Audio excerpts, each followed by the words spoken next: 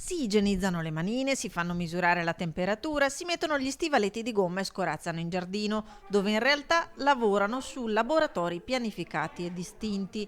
Per loro un gioco educativo, per le loro maestre la risposta, mediante un lungo lavoro di adeguamento dei nuovi spazi alle misure anti-Covid. Sono ripartiti il 1° di settembre 19 bambini dell'asilo Aquilone di Selvazzano, una delle strutture riadattate ad accogliere i più piccoli, che ci ha aperto le porte per mostrare in che modo è possibile rispettarle anche a questa età.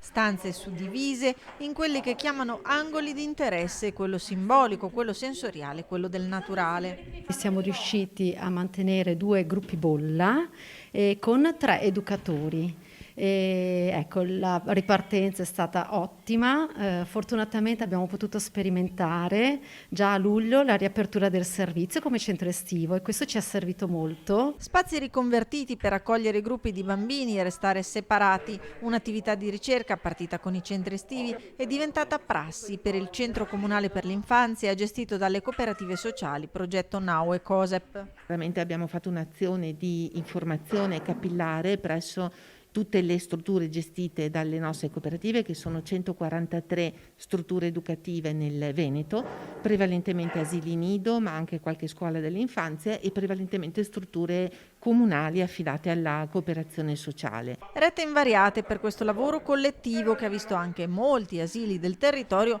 mettersi in rete per trovare soluzioni da condividere. E abbiamo riaperto come hanno riaperto tutte le altre strutture, aiutandoci, mettendo a disposizione anche le risorse che magari ciascuno aveva, tipo c'erano degli asili che potevano mettere a disposizione magari delle stanze ad altri che magari avevano delle difficoltà se si dovevano dividere maggiormente i gruppi. A me è piaciuto anche vedere questa generosità gli uni verso gli altri.